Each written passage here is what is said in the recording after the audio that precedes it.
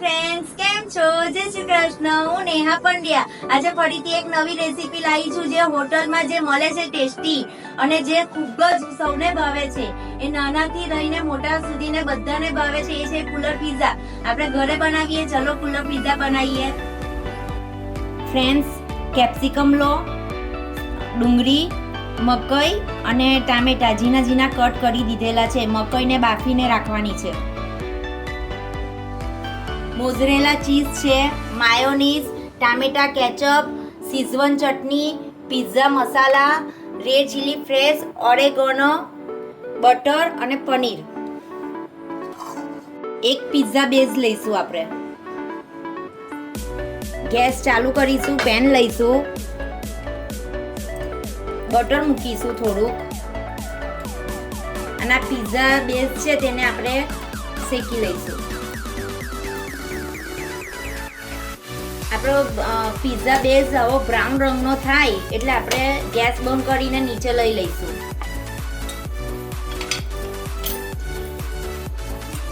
એને આવી રીતના કટિંગ કરીશું.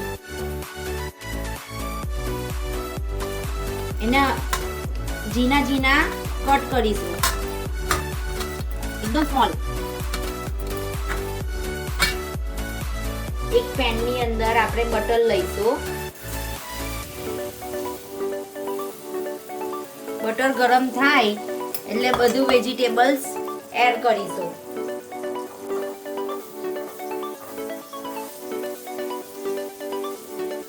બધા વેજીટેબલ્સ એડ કરી દીધા છે.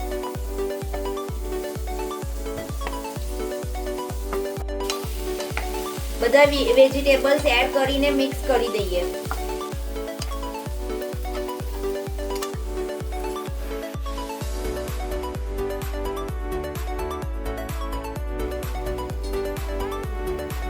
પનીર એડ કરીશું.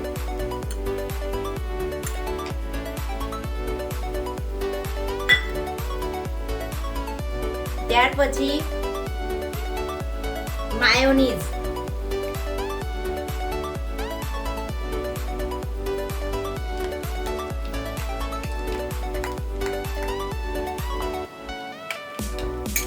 મિક્સ કરી દો. ટામેટા કેચઅપ એડ કરીશું.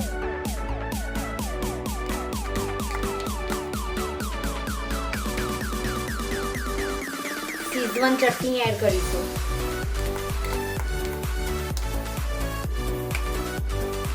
પિઝા મસાલા,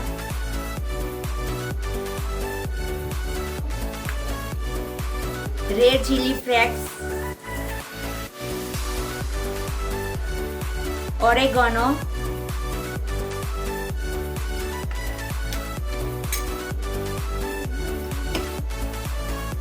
સ્વાદ પ્રમાણે મીઠું એડ કરીશું. આ બધું એડ કર્યા પછી મિક્સ કરી દઈએ. આપણે જે કટિંગ કરેલા પિઝા હતા તેને એડ કરીશું.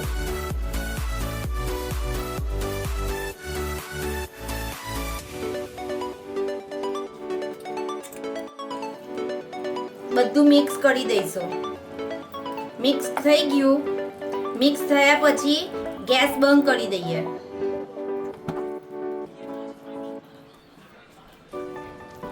આપણું સ્ટફિંગ તૈયાર થઈ ગયું છે પિઝા માટે. એક કુલર લેવાનું, એની અંદર આપણે બટર એડ કરીશું. બધી બાજુ બટર લગાવી દઈએ.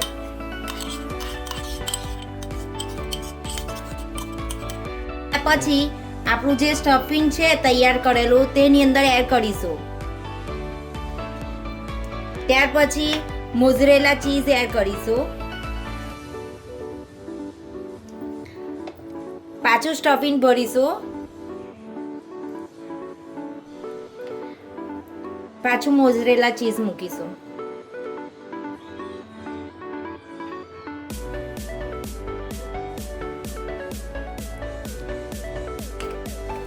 ચીલી ફ્રેશ ઉપર એડ કરીશું. એક ઊંડી કઢાઈ લઈશું. ગેસ ચાલુ કરીએ. એમાં મીઠું એડ કરીએ.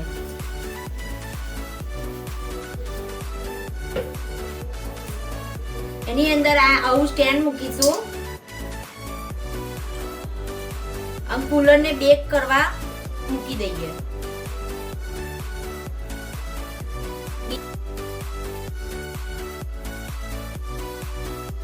બીજો બાઉલ તૈયાર કરેલો છે એને આપણે ઓવનમાં એડ કરીશું, ઓવનમાં મૂકીશું.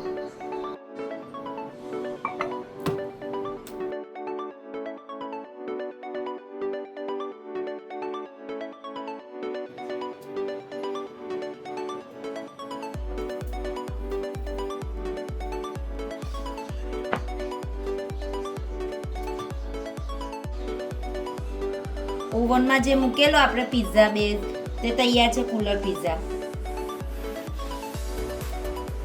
આપણા કુલર પિઝા તૈયાર થઈ ગયા છે.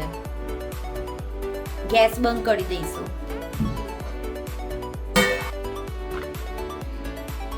રેડી છે આપણા કુલર પિઝા.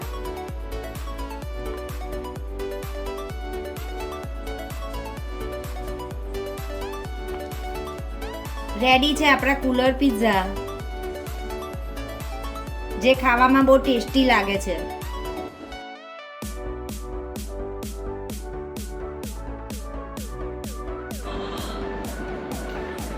વાવ, મમ્મીએ તો મસ્ત બનાવ્યું.